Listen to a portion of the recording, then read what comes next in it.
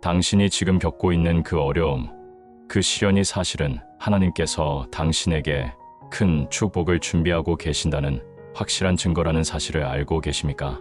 많은 성도들이 삶의 어려운 순간들을 단순히 불행이나 시험으로만 여기지만 성경은 우리에게 전혀 다른 진리를 가르쳐 줍니다. 하나님의 큰 축복이 임하기 전에는 반드시 특별한 징조들이 나타난다는 것입니다. 오늘 밤 당신과 함께 나누고 싶은 것은 바로 이 8가지 확실한 징조들입니다. 이 징조들을 알게 되면 당신은 더 이상 어려움 속에서 절망하지 않을 것입니다. 오히려 하나님의 큰 계획을 기대하며 감사와 믿음으로 나아갈 수 있을 것입니다. 첫 번째 징조는 예상치 못한 시험과 연단입니다.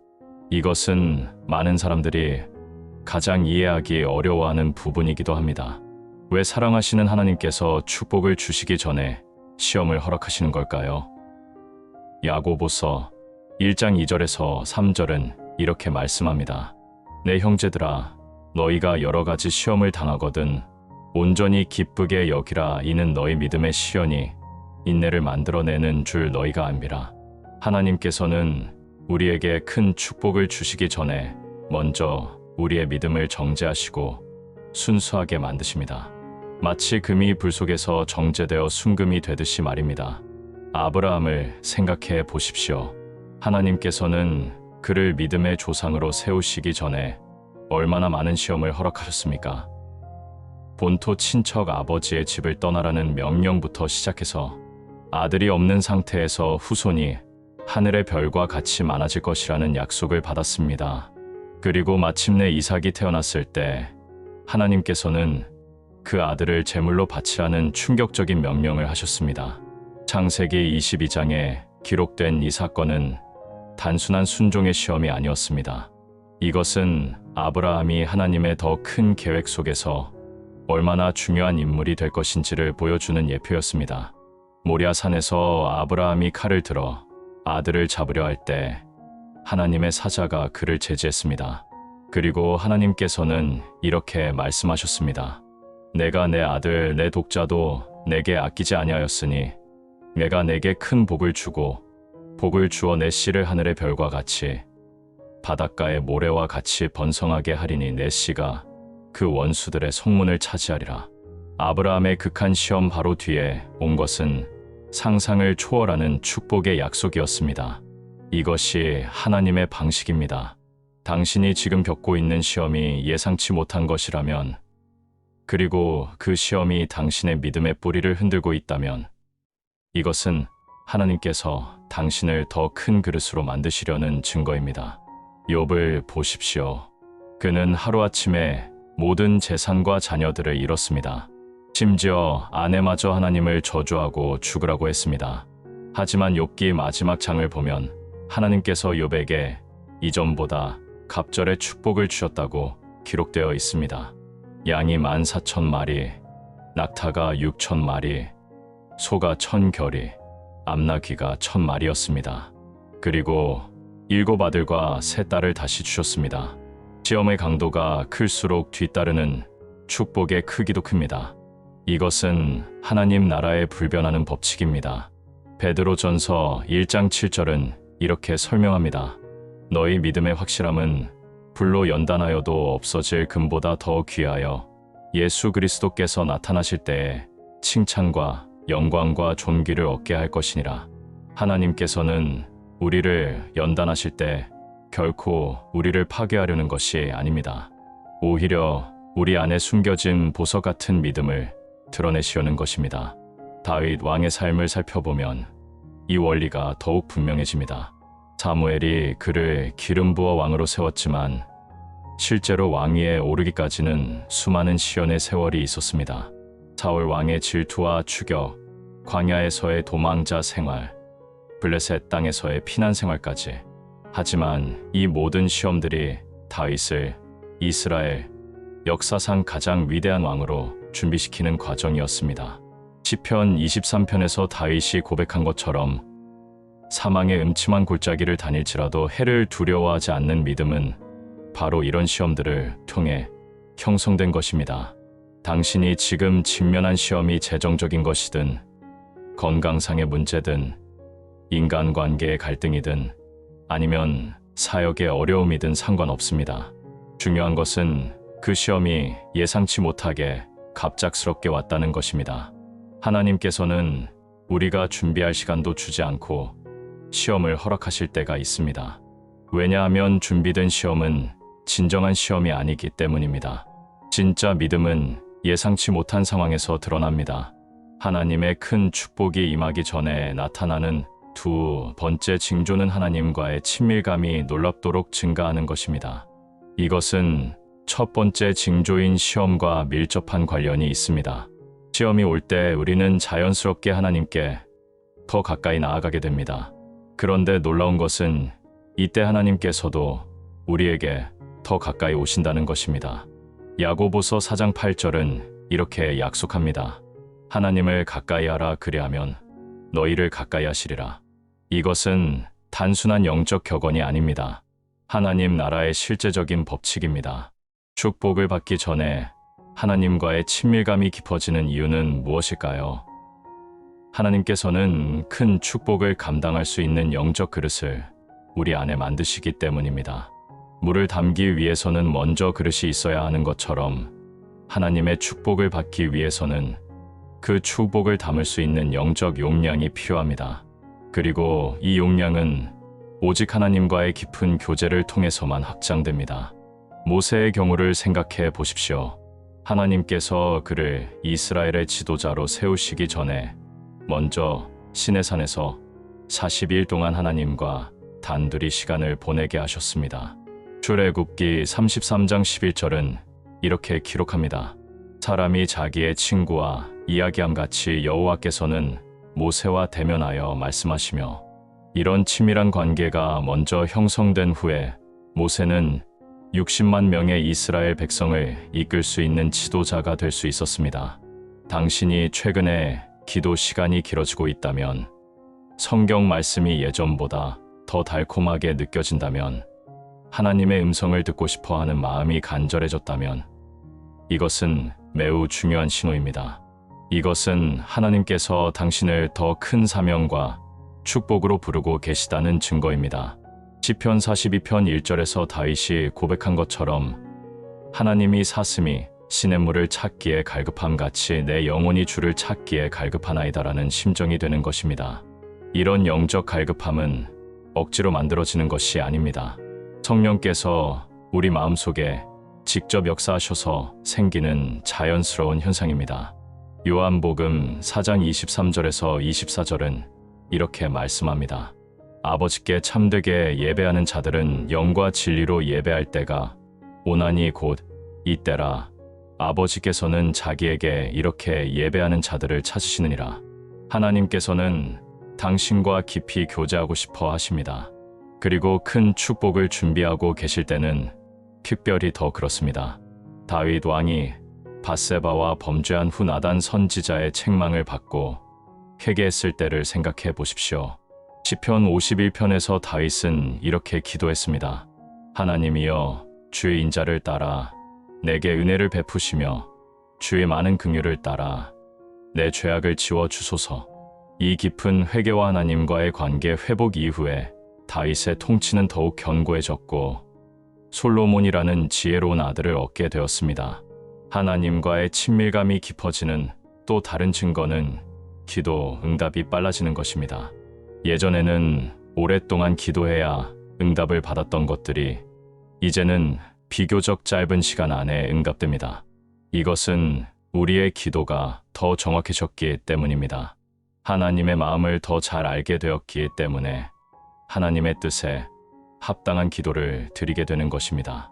요한일서 5장 14절은 이렇게 약속합니다. 그를 향하여 우리가 가진 바 담대함이 이것이니 그의 뜻대로 무엇을 구하면 들으심이라. 엘리야 선지자의 경우도 마찬가지입니다. 갈멜산에서 바알 선지자들과의 대결 이전에 엘리야는 하나님과 깊은 교제의 시간을 가졌습니다. 그래서 확신을 가지고 제단 위에 물을 부어가면서도 하나님의 응답을 확신할 수 있었습니다. 열왕기상 18장 37절에서 엘리야가 기도한 것처럼 여호와여 내게 응답하옵소서, 내게 응답하옵소서. 이 백성에게 주 여호와는 하나님이신 것과 주께서 그들의 마음을 되돌이키심을 알게 하옵소서라고 담대히 기도할 수 있었던 것입니다. 이런 친밀감의 증가는 단순히 감정적인 것이 아닙니다. 실제로 우리의 영적 분별력도 함께 향상됩니다. 하나님의 음성과 사탄의 속삭임을 구별할 수 있게 되고 하나님의 인도하심을 더 정확히 감지할 수 있게 됩니다. 요한복음 10장 27절에서 예수님이 말씀하신 것처럼 내 양은 내 음성을 들으며 나는 그들을 알며 그들은 나를 따르니라는 말씀이 현시됩니다. 또한 이 시기에는 하나님의 말씀에 대한 이해도가 급속히 깊어집니다. 예전에는 이해되지 않았던 성경 구절들이 갑자기 명확해지고 하나님의 뜻이 구체적으로 보이기 시작합니다.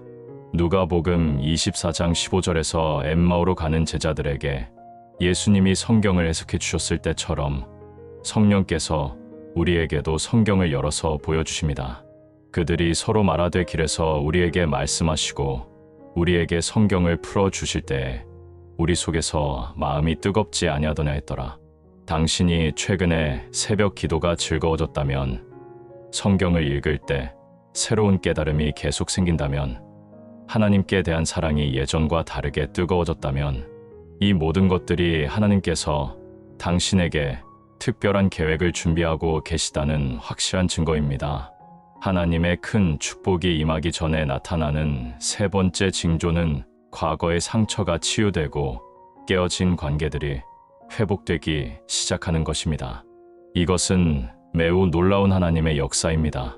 왜냐하면 하나님께서는 새로운 축복을 주시기 전에 먼저 우리 마음속에 있는 상처와 쓴뿌리들을 제거하시기 때문입니다. 히브리서 12장 15절은 이렇게 경고합니다. 너희는 돌아보아 하나님의 은혜에 이르지 못하는 자가 있는가 두려워하고 또 쓴뿌리가 나서 괴롭게 하고 이로 말미암아 많은 사람이 더럽게 되지 않게 하라. 하나님께서는 우리 마음에 쓴뿌리가 있는 상태로는 큰 축복을 감당할 수 없다는 것을 아시기 때문에 먼저 치유의 역사를 시작하십니다. 요셉의 삶에서 이 원리를 명확하게 볼 수 있습니다. 하나님께서 요셉을 이집트의 총리로 세우시기 전에 먼저 그의 마음속에 있던 형들에 대한 원망과 상처를 완전히 치유해 주셨습니다. 창세기 50장 20절에서 요셉이 형들에게 한 말을 보십시오. 당신들은 나를 해하려 하였으나 하나님은 그것을 선으로 바꾸사 오늘과 같이 많은 백성의 생명을 구원하게 하시려 하셨나니. 이 고백은 단순한 종교적 표현이 아닙니다. 이것은 요셉의 마음이 완전히 치유되었다는 증거입니다. 요셉이 형들을 용서할 수 있었던 것은 그의 개인적인 노력 때문이 아니었습니다. 하나님께서 그의 마음을 치유해 주셨기 때문입니다. 그리고 이 치유가 완성된 후에 하나님께서는 요셉을 통해 당시 알려진 세계 전체를 기근으로부터 구원하는 엄청난 사역을 이루셨습니다.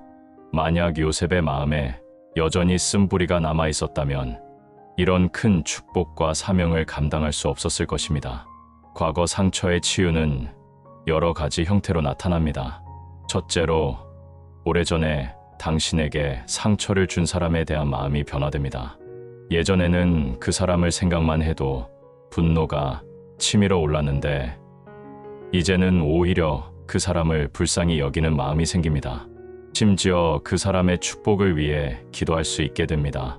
마태복음 5장 44절에서 예수님이 말씀하신 것처럼 너희 원수를 사랑하며 너희를 박해하는 자를 위하여 기도하라는 명령이 자연스럽게 순종할 수 있게 되는 것입니다. 둘째로, 자신도 모르게 다른 사람들의 상처를 치유해 주는 사역을 하게 됩니다. 고린도후서 1장 3절에서 4절은 이렇게 말씀합니다. 찬송하리로다. 그는 모든 위로의 하나님이시여 우리의 모든 환난 중에서 우리를 위로하사 우리로 하여금 하나님께 받는 위로로서 모든 환난 중에 있는 자들을 능히 위로하게 하시는 이시로다. 당신이 받은 치유를 통해 다른 사람들도 치유되기 시작합니다. 이것은 하나님께서 당신을 더 큰 사역의 그릇으로 준비하고 계시다는 증거입니다. 다윗 왕의 경우도 마찬가지였습니다. 사울 왕의 질투와 핍박으로 인해 받은 상처들이 완전히 치유된 후에 다윗은 이스라엘 역사상 가장 위대한 왕이 될 수 있었습니다. 사무엘상 24장에서 다윗이 사울을 죽일 수 있는 기회가 있었음에도 불구하고 그를 해치지 않은 것은 단순한 도덕적 선택이 아니었습니다. 이것은 하나님께서 다윗의 마음을 치유해 주셨기 때문에 가능한 일이었습니다. 가족 관계에서도 이런 치유의 역사가 일어납니다. 오랫동안 소원했던 부모와의 관계, 형제자매와의 관계가 갑자기 회복되기 시작합니다. 예전에는 이해할 수 없었던 가족들의 행동을 이제는 이해하게 되고 오히려 그들을 위해 기도하는 마음이 생깁니다. 말라기 4장 6절의 약속처럼 그가 아버지의 마음을 자녀에게로 돌이키게 하고 자녀들의 마음을 그들의 아버지에게로 돌이키게 하리라는 말씀이 실제로 이루어지는 것입니다. 이런 관계의 회복은 우연이 아닙니다. 하나님께서는 우리에게 큰 축복을 주시기 전에 먼저 인간관계를 정리해 주십니다. 왜냐하면 깨어진 관계들이 있는 상태에서는 하나님의 축복이 제대로 흘러들어올 수 없기 때문입니다. 마태복음 5장 23절에서 24절은 이렇게 말씀합니다. 그러므로 예물을 제단에 드리려다가 거기서 내 형제에게 원망 들을 만한 일이 있는 것이 생각나거든 예물을 제단 앞에 두고 먼저 가서 내 형제와 화목하고 그 후에 와서 예물을 드리라. 또한 이 시기에는 자신에 대한 용서도 일어납니다. 많은 사람들이 다른 사람은 용서할 수 있지만 자신은 용서하지 못합니다. 과거에 저질렀던 실수들, 잘못된 선택들, 놓쳐버린 기회들에 대한 자책과 후회가 마음을 짓누르고 있는 것입니다. 하지만 하나님께서 큰 축복을 준비하고 계실 때는 이런 자기 정죄로부터도 해방시켜 주십니다. 로마서 8장 1절의 약속처럼 그러므로 이제 그리스도 예수 안에 있는 자에게는 결코 정죄함이 없나니라는 진리가 실제 경험이 됩니다. 과거의 실패나 상처로 인해 포기했던 꿈들이 다시 살아나기도 합니다. 하나님께서는 우리가 상처로 인해 묻어두었던 달란트와 은사들을 다시 일으켜 세우십니다. 요엘 2장 25절에서 약속하신 것처럼 내가 전에 너희에게 보낸 큰 군대 곧 황충과 메뚜기와 느치와 팥중이가 먹은 해들을 내가 너희에게 갚아 주리니라는 말씀이 성취되는 것입니다. 당신이 최근에 오래된 원망이 사라지고 있다면, 미워했던 사람을 위해 기도하고 싶은 마음이 생겼다면, 자신에 대한 정죄감에서 벗어나고 있다면 이것들은 모두 하나님께서 당신에게 새로운 시작을 준비하고 계시다는 확실한 신호들입니다. 하나님의 큰 축복이 임하기 전에 나타나는 네 번째 징조는 예언적 꿈과 환상이 증가하는 것입니다. 이것은 매우 특별한 하나님의 역사입니다. 요엘 2장 28절에서 하나님께서는 이렇게 약속하셨습니다. 그 후에 내가 내 영을 만민에게 부어주리니 너희 자녀들이 장래의 일을 말할 것이며 너희 늙은이들은 꿈을 꾸며 너희 젊은이들은 이상을 볼 것이며 하나님께서는 큰 계획을 시행하시기 전에 미리 그 계획의 일부를 꿈과 환상을 통해 보여주십니다.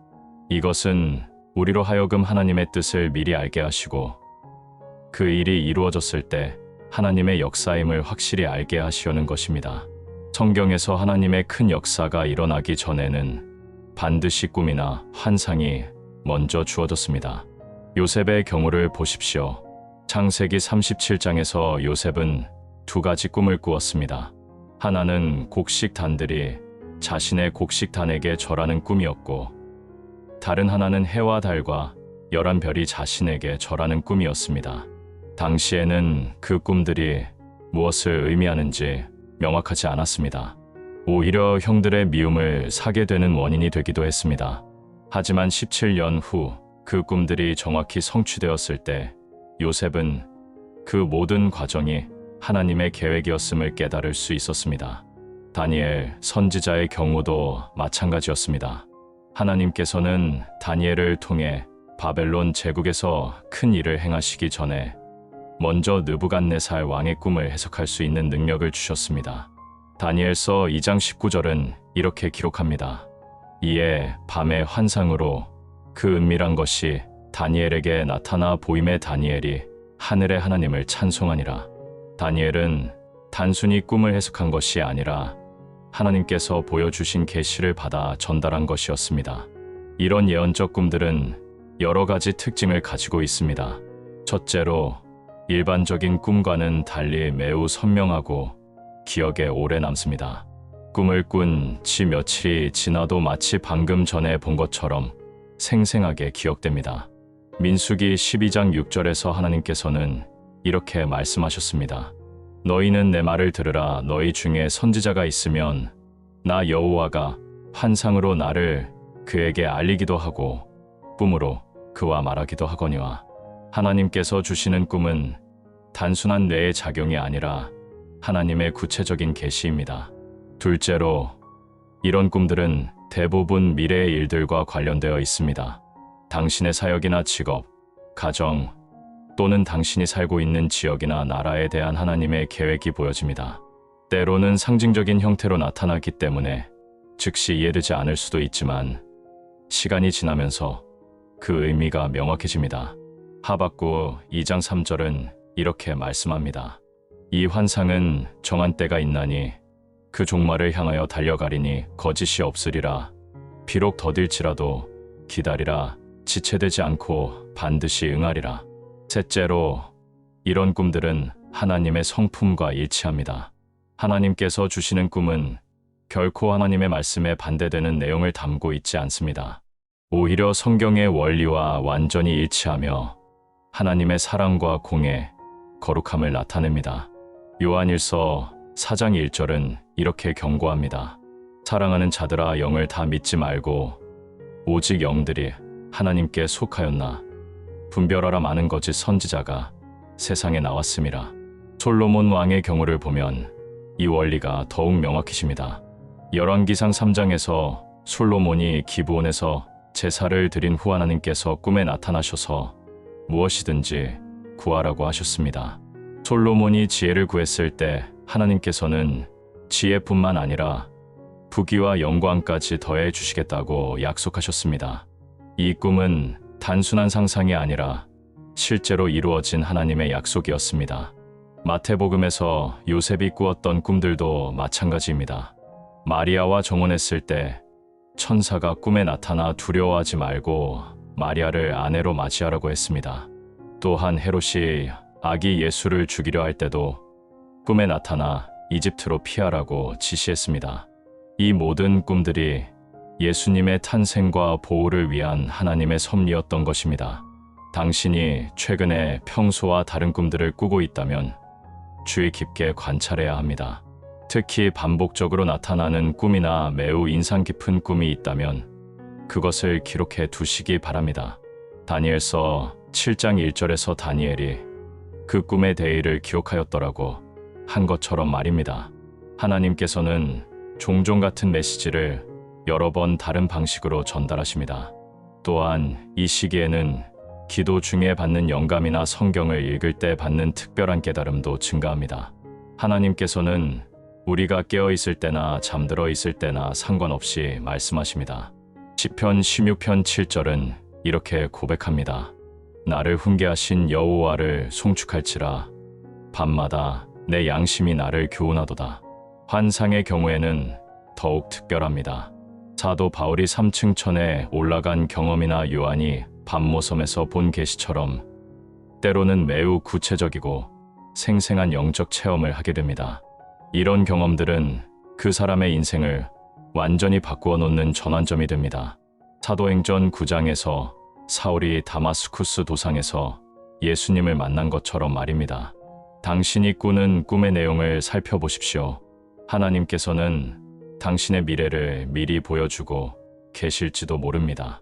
놀랍게도 하나님께서 당신을 축복하시려고 준비하고 계실 때는 전혀 예상하지 못했던 사람들을 통해서 도움이 오기 시작합니다. 이것이 5번째 징조입니다. 평소에는 별로 친하지 않았던 사람, 심지어는 처음 만나는 사람이 갑자기 당신에게 중요한 정보를 주거나 필요한 도움을 제공하게 됩니다. 이것은 우연의 일치가 아닙니다. 하나님께서 당신을 위해 사람들의 마음을 움직이시고 모든 상황을 완벽하게 조율하고 계시는 것입니다. 잠언 21장 1절은 이렇게 말씀합니다. 왕의 마음이 여호와의 손에 있음이 마치 물길과 같아서 그가 임의로 인도하시느니라. 하나님께서는 모든 사람의 마음을 주관하시며 당신을 위해 그들을 움직이실 수 있습니다. 구약의 에스더 이야기는 이 원리를 완벽하게 보여줍니다. 에스더가 왕후가 되기 전까지 그녀를 도운 사람들을 살펴보십시오. 먼저 그녀의 사촌인 모르드게가 있었습니다. 그는 에스더를 자신의 딸처럼 키우며 왕궁에 들어갈 수 있도록 준비시켰습니다. 그 다음에는 궁녀들을 감독하는 헤게라는 환관이 에스더를 특별히 좋아하여 최고의 화장품과 음식을 제공했습니다. 에스더서 2장 9절은 이렇게 기록합니다. 이 여자가 헤게의 눈에 든지라 헤게가 그에게 은혜를 베풀어 몸을 정결하게 할 물건과 일용품을 급히 주며 또 왕궁에서 마땅히 받을 7 궁녀를 그에게 주고 그와 그 궁녀들을 여인의 집 아름다운 처소로 옮기더라. 더욱 놀라운 것은 왕 아하수에로 자신도 에스더를 다른 모든 여인들보다 사랑하게 되었다는 것입니다. 이 모든 일들이 에스더 개인의 노력만으로 된 것일까요? 그렇지 않습니다.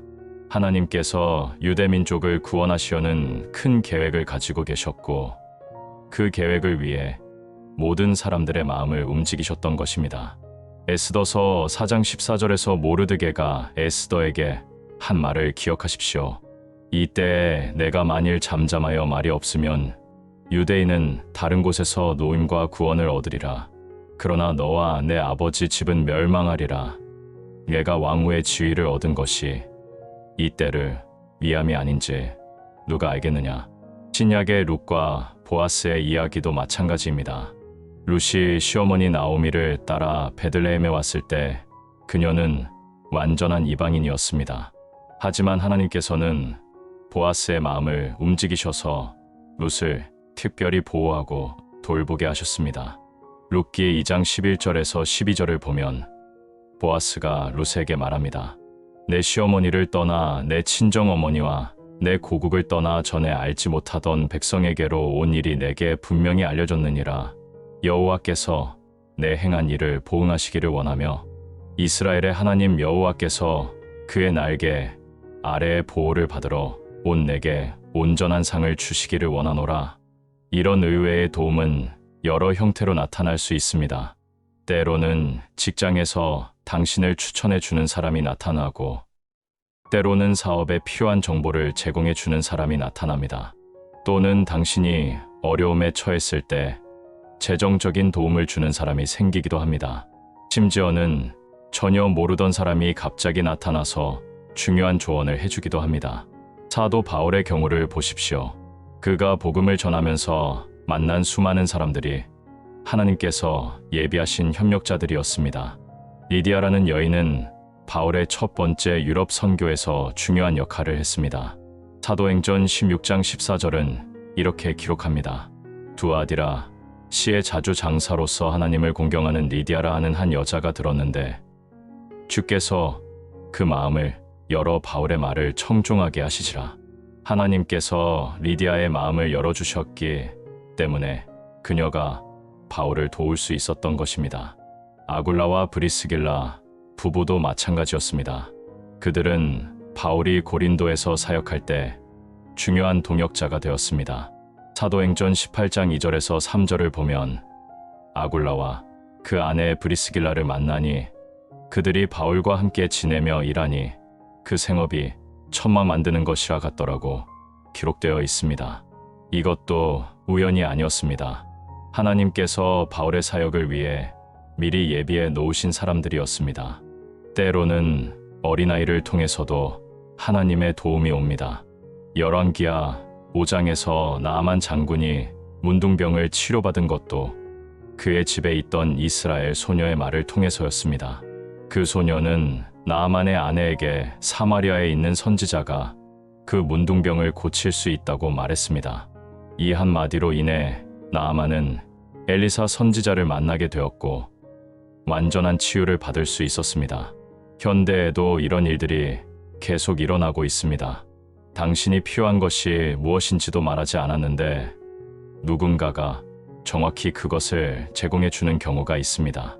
또는 어떤 문제로 고민하고 있는데 우연히 만난 사람이 그 문제의 해결책을 알고 있는 경우도 있습니다. 이런 일들이 자주 일어나기 시작한다면 이것은 하나님께서 당신을 위해 특별한 계획을 진행하고 계시다는 확실한 증거입니다. 하지만 이런 도움을 받을 때 주의할 점이 있습니다. 우리는 그 도움을 주는 사람에게만 감사할 것이 아니라 그 뒤에서 모든 것을 주관하고 계시는 하나님께 먼저 감사해야 합니다. 시편 127편 1절은 이렇게 말씀합니다. 여호와께서 집을 세우지 아니하시면 세우는 자의 수고가 헛되며 여호와께서 성을 지키지 아니하시면 파수꾼의 깨어 있음이 헛되도다.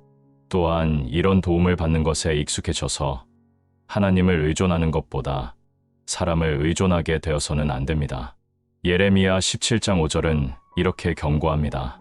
여호와께서 이와 같이 말씀하시되 인간을 믿으며 육신을 자기 힘으로 삼고 마음이 여호와에게서 떠난 그 사람은 저주를 받을 것이라. 사람들의 도움은 하나님께서 사용하시는 도구일 뿐입니다. 진정한 공급자는 하나님 자신이십니다. 당신 주변에 갑자기 도움이 되는 사람들이 나타나고 있다면 이것은 하나님께서 당신을 향한 특별한 계획을 실행에 옮기고 계시다는 분명한 신호입니다. 당신이 최근에 사람들의 진짜 속마음을 더 잘 알게 되고 상황의 이면을 꿰뚫어보는 능력이 생겼다면 이것은 6번째 징조입니다.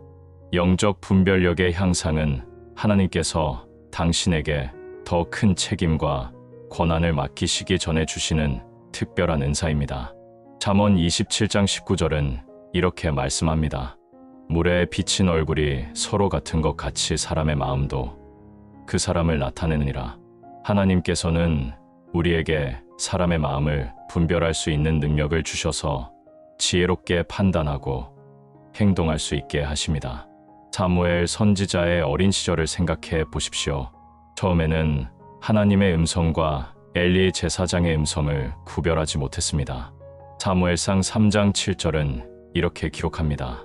사무엘이 아직 여호와를 알지 못하고 여호와의 말씀도 아직 그에게 나타나지 아니한 때라. 하지만 하나님께서 계속 부르시자 결국 사무엘은 하나님의 음성을 분별할 수 있게 되었습니다. 그리고 그때부터 사무엘은 이스라엘의 위대한 선지자가 되어 사울과 다윗을 왕으로 기름 부을 수 있었습니다. 이처럼 영적 분별력은 하나님의 큰 사역을 감당하기 위한 필수적인 능력입니다. 영적 분별력이 향상되면 먼저 사람들의 동기를 파악할 수 있게 됩니다. 표면적으로는 좋은 말을 하지만 속으로는 다른 생각을 가진 사람들을 구별할 수 있게 됩니다. 예수님께서 요한복음 2장 24절에서 25절에 말씀하신 것과 같습니다. 예수는 그들에게 자기를 의탁하지 아니하셨으니 이는 친히 모든 사람을 아심이요 또 사람에 대하여 누구의 증언도 받으실 필요가 없었으니 이는 그가 친히 사람의 속에 있는 것을 아셨음이라. 하나님께서 당신에게도 이런 분별력을 주시기 시작하신 것입니다. 다윗이 사울의 마음 상태를 분별했던 것도 이런 예입니다.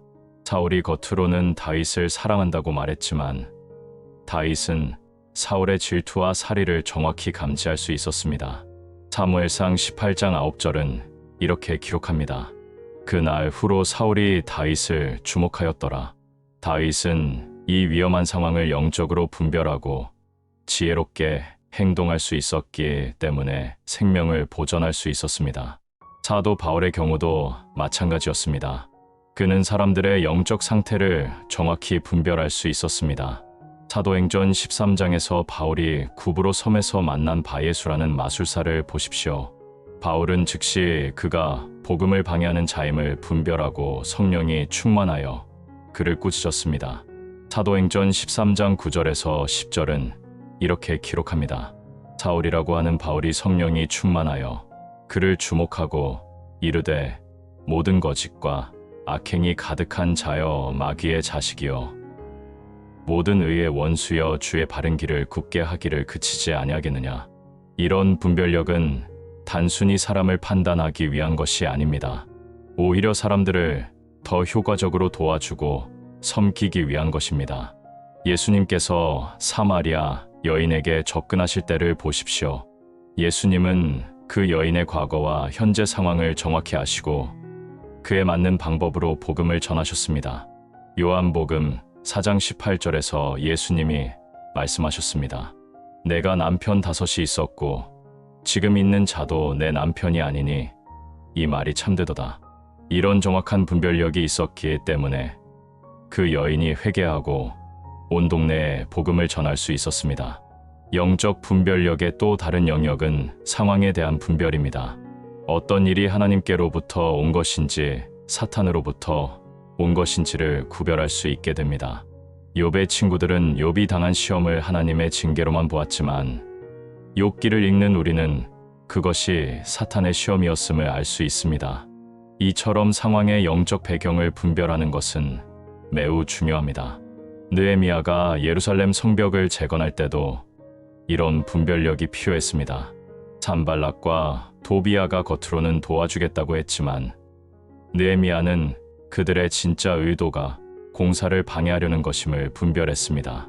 느헤미야서 4장 2절에서 느헤미야가 답한 것을 보십시오.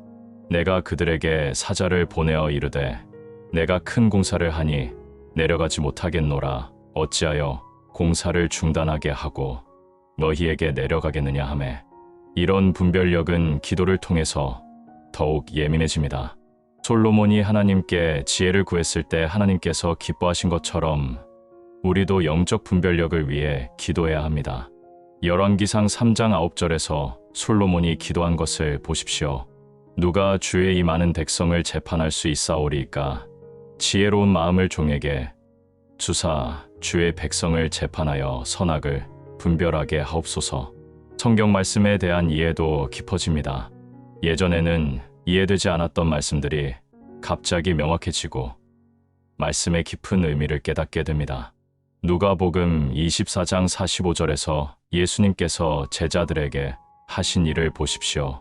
이에 그들의 마음을 열어 성경을 깨닫게 하시고 성령께서 우리의 마음도 열어서 하나님의 뜻을 더 명확히 알 수 있게 하십니다. 또한 시대의 징조를 분별할 수 있게 됩니다. 마태복음 16장 3절에서 예수님께서 책망하신 것처럼 하늘의 기상은 분별할 줄 알면서도 시대의 징조는 분별하지 못하는 일이 없어집니다. 하나님께서는 당신에게 이 시대에 무엇이 일어나고 있는지 그리고 앞으로 무엇이 일어날지를 분별할 수 있는 능력을 주십니다. 당신이 최근에 사람들의 진짜 모습을 더 잘 보게 되었다면, 상황의 본질을 꿰뚫어 보는 능력이 생겼다면, 이것은 하나님께서 당신에게 더 큰 책임을 맡기시려는 준비 과정입니다. 다음으로 갑작스럽게 당신의 물질적 필요들이 기적적인 방법으로 공급되기 시작한다면 이것은 7번째 징조입니다. 이것은 단순한 우연이나 행운이 아닙니다. 하나님께서 당신을 더 큰 사명으로 부르시기 전에 먼저 당신의 기본적인 필요들을 채워주시는 것입니다. 빌립보서 4장 19절은 이렇게 약속합니다. 나의 하나님이 그리스도 예수 안에서 영광 가운데 그의 풍성함으로 너희 모든 쓸 것을 채우시리라. 하나님께서는 우리가 생계를 걱정하느라 사명에 집중하지 못하는 일이 없도록 미리 모든 필요를 공급해 주십니다. 엘리야 선지자가 사르밧 과부의 집에서 경험한 기적을 보십시오. 당신은 3년 반 동안 비가 오지 않은 극심한 가뭄 상황이었습니다. 그 과부는 마지막 음식을 만들어 아들과 함께 먹고 죽을 준비를 하고 있었습니다. 하지만 엘리야가 와서 먼저 자신을 위해 떡을 만들어 달라고 요청했을 때 그 과부는 순종했습니다. 그 결과 어떤 일이 일어났습니까? 열왕기상 17장 16절은 이렇게 기록합니다. 통의 가루는 떨어지지 아니하고 병의 기름은 없어지지 아니하여 여호와께서 엘리야를 통하여 하신 말씀과 같이 되었더라. 하나님께서는 엘리야와 그 과부의 가족이 가뭄이 끝날 때까지 아무 부족함이 없도록 기적적으로 공급해 주셨습니다. 이런 기적적 공급은 구약 시대에만 있었던 일이 아닙니다. 신약에서도 계속 나타났습니다. 예수님께서 5천 명을 먹이신 오병이어의 기적을 보십시오. 제자들은 그 많은 무리를 먹일 방법이 없어서 걱정했지만 예수님께서는 한 아이의 도시락 5개의 보리떡과 2마리 물고기로 모든 사람을 배불리 먹이셨습니다. 요한복음 6장 12절에서 13절은 이렇게 기록합니다. 그들이 배부른 후에 예수께서 제자들에게 이르시되 남은 조각을 거두고 버리는 것이 없게 하라 하심으로 이에 거두니 보리떡 5개로 먹고 남은 조각이 12바구니에 찼더라. 사도 바울도 선교 여행 중에 이런 기적적 공급을 경험했습니다. 그는 빌립보서 4장 12절에서 이렇게 고백했습니다. 나는 비천에 처할 줄도 알고 풍부에 처할 줄도 알아. 모든 일 곧 배부름과 배고픔과 풍부함과 궁핍함에도 처할 줄 아는 일체의 비결을 배웠노라. 바울은 어떤 상황에서든 하나님께서 필요를 채워주신다는 것을 경험으로 알고 있었습니다. 이런 기적적 공급은 여러 가지 형태로 나타날 수 있습니다. 때로는 예상하지 못했던 수입이 생기기도 합니다. 잊고 있었던 돈이 발견되거나 예상보다 많은 급여나 상여금을 받게 되거나 투자나 사업에서 뜻밖의 수익이 발생하기도 합니다. 또는 누군가가 갑자기 도움을 주거나 선물을 주는 경우도 있습니다. 심지어는 필요한 물건을 거저 얻게 되는 경우도 있습니다. 중요한 것은 이런 공급이 올 때 우리의 마음가짐입니다. 우리는 이것이 우연이나 자신의 능력 때문이라고 생각해서는 안 됩니다. 신명기 8장 18절은 이렇게 경고합니다. 내 하나님 여호와를 기억하라. 그가 내게 재물 얻을 능력을 주셨음이라. 이같이 하심은 내 조상들에게 맹세하신 언약을 늘과 같이 이루려 하심이니라. 모든 공급의 근원은 하나님이십니다. 다윗 왕이 시편 23편에서 고백한 것처럼 말입니다.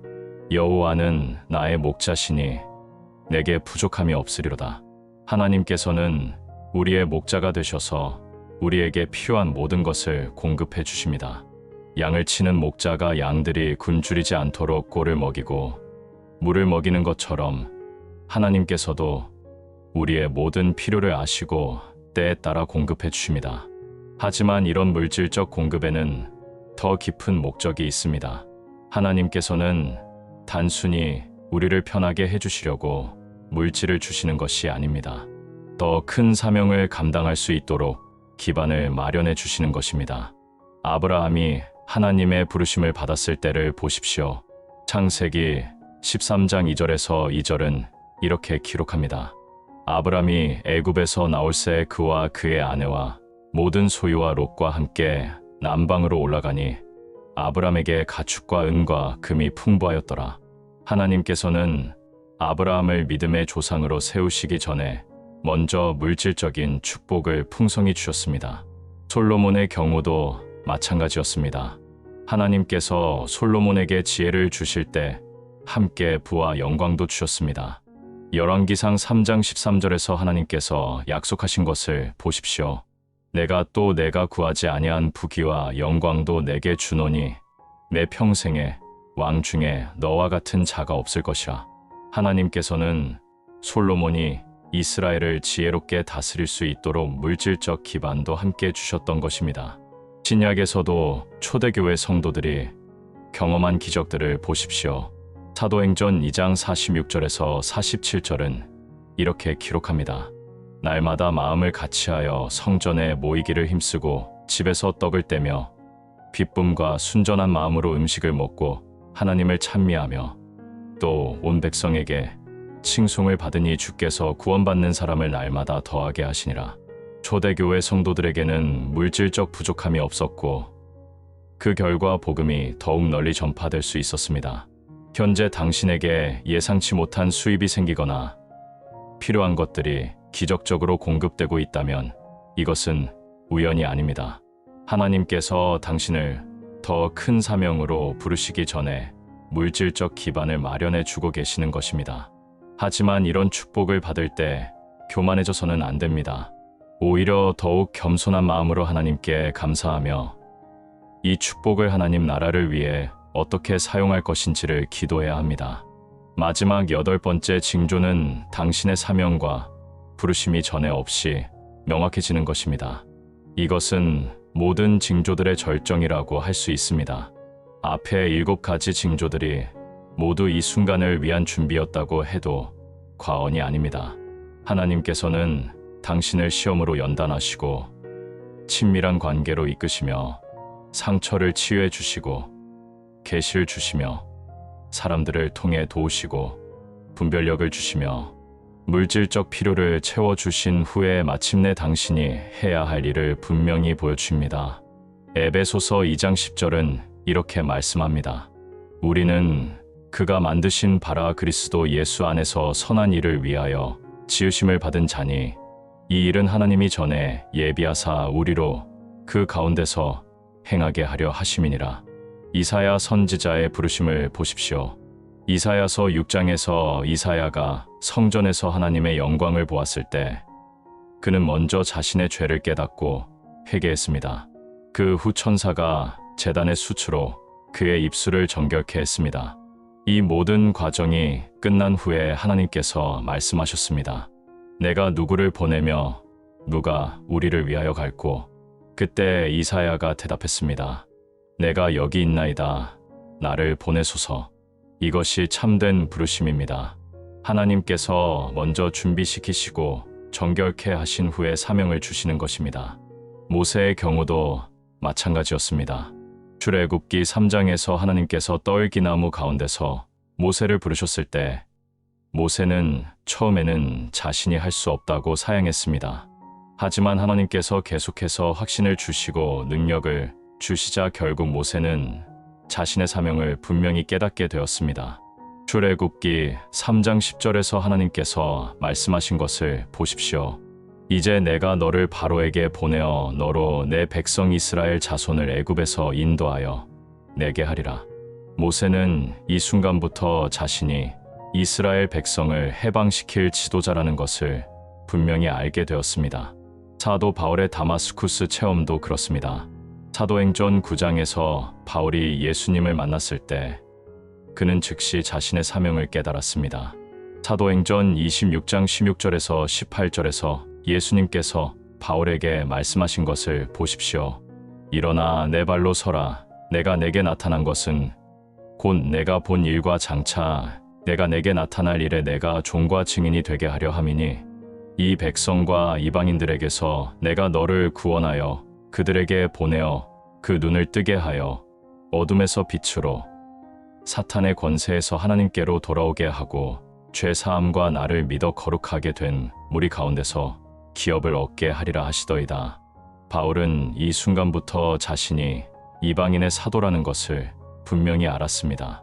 이런 부르심의 명확화는 갑자기 오기도 하지만 때로는 점진적으로 오기도 합니다. 사무엘의 경우를 보십시오. 어린 시절 성전에서 하나님의 음성을 들은 후 사무엘상 3장 19절은 이렇게 기록합니다. 사무엘이 자람에 여호와께서 그와 함께 계셔서 그의 말이 하나도 땅에 떨어지지 않게 하시니 사무엘의 선지자로서의 사명은 시간이 지나면서 점점 더 명확해졌습니다. 당신의 사명이 명확해질 때 나타나는 특징들이 있습니다.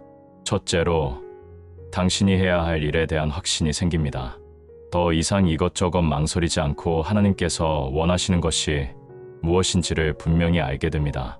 잠언 16장 3절은 이렇게 말씀합니다. 너의 행사를 여호와께 맡기라. 그리하면 내가 경영하는 것이 성취되리라.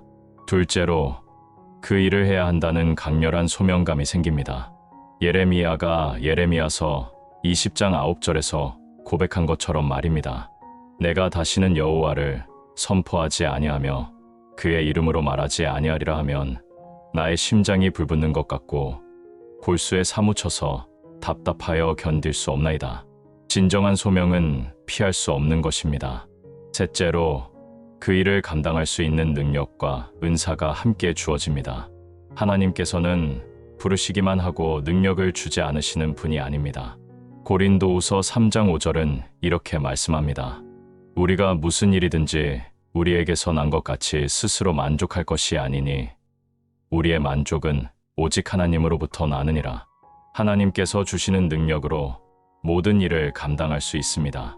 넷째로, 주변 사람들도 당신의 변화를 인정하게 됩니다. 다윗이 골리앗을 이겼을 때 이스라엘 백성들이 그를 인정한 것처럼 당신의 사명이 분명해지면 다른 사람들도 하나님께서 당신과 함께 하신다는 것을 인정하게 됩니다. 다섯째로, 과거의 모든 경험들이 이 사명을 위한 준비였다는 것을 깨닫게 됩니다. 요셉이 총리가 된 후에 과거의 모든 고난이 하나님의 계획이었다는 것을 깨달은 것처럼 당신도 지금까지의 모든 경험이 헛되지 않았다는 것을 알게 됩니다. 로마서 8장 28절의 약속처럼 말입니다. 우리가 알거니와 하나님을 사랑하는 자, 곧 그의 뜻대로 부르심을 입은 자들에게는 모든 것이 합력하여 선을 이루느니라. 이 마지막 징조가 나타났다면 이제 더 이상 망설일 때가 아닙니다. 하나님께서 지금까지 당신을 준비시키신 모든 과정이 이 순간을 위한 것이었습니다. 당신은 이제 하나님께서 주신 사명을 담대히 감당해 나가야 합니다. 여호수아 1장 9절의 말씀처럼 말입니다. 내가 내게 명령한 것이 아니냐. 강하고 담대하라. 두려워하지 말며 놀라지 말라. 내가 어디로 가든지 내 하나님 여호와가 너와 함께 하느니라. 8가지 징조가 모두 당신의 삶에서 나타나기 시작했다면 하나님께서 당신에게 놀라운 축복과 사명을 준비하고 계시다는 것을 확신하십시오. 이제 더 이상 두려워하거나 의심하지 마시고 하나님의 인도하심을 따라 담대히 나아가시기 바랍니다. 하나님께서 시작하신 그 선한 일을 반드시 이루실 것입니다. 사랑하는 여러분, 오늘 밤 우리는 하나님께서 큰 축복을 주시기 전에 나타나는 8가지 확실한 징조들을 살펴보았습니다. 예상치 못한 시험과 연단이 올 때, 하나님과의 친밀감이 깊어질 때, 과거의 상처가 치유되고 관계가 회복될 때, 예언적 꿈과 환상이 증가할 때, 의외의 사람들을 통해 도움이 올 때, 영적 분별력이 향상될 때, 물질적 필요가 기적적으로 공급될 때, 그리고 마지막으로 사명과 부르심이 명확해질 때입니다. 이 모든 징조들은 하나님께서 당신을 더 큰 그릇으로 만드시고 특별한 계획을 위해 준비시키고 계시다는 확실한 증거들입니다. 혹시 지금 당신이 어려운 시기를 지나고 있다면 절망하지 마십시오. 그 시험이 바로 하나님께서 당신에게 큰 축복을 준비하고 계시다는 첫 번째 신호일 수 있습니다. 아브라함이 이삭을 바치라는 명령을 받았을 때처럼, 욥이 모든 것을 잃었을 때처럼, 요셉이 형들에게 팔려갔을 때처럼 말입니다. 하나님의 시간표는 우리와 다르지만 그분의 계획은 항상 선하시고 완벽합니다. 여러분도 이 말씀을 통해 자신의 삶을 돌아보시기 바랍니다. 지금 당신에게 일어나고 있는 일들이 혹시 하나님의 특별한 징조들은 아닙니까? 하나님께서는 지금 이 순간도 당신을 사랑하시며 놀라운 계획을 준비하고 계십니다. 에레미야서 29장 11절의 약속을 기억하십시오. 여호와의 말씀이니라. 너희를 향한 나의 생각을 내가 아나니 평안이요 재앙이 아니니라. 너희에게 미래와 희망을 주는 것이니라. 이제 당신의 마음을 하나님께 활짝 열어드리십시오. 그분의 음성에 귀를 기울이고 그분의 인도하심을 따라가십시오. 하나님께서는 당신을 통해 이 시대의 놀라운 일들을 행하시기를 원하십니다. 당신이 생각하는 것보다 훨씬 더 큰 계획을 가지고 계십니다. 마지막으로 함께 기도하며 이 시간을 마무리하겠습니다. 하늘에 계신 아버지 하나님, 오늘 밤 이 말씀을 듣는 모든 분들에게 특별한 은혜를 베풀어 주시옵소서. 각자의 삶에서 일어나고 있는 모든 일들이 주님의 선하신 계획임을 믿게 하시고 어려움 중에도 소망을 잃지 않게 하여 주시옵소서. 주님께서 각자에게 준비하고 계신 축복과 사명을 깨닫게 하시고 그 부르심에 담대히 순종할 수 있는 믿음과 용기를 주시옵소서. 예수님의 이름으로 기도드립니다. 아멘. 댓글에 여러분의 기도 제목을 적어주세요. 하나님께서 각자의 필요를 아시고 응답해 주실 것을 믿습니다. 우리 모두 하나님의 놀라운 축복을 기대하며 믿음으로 나아갑시다.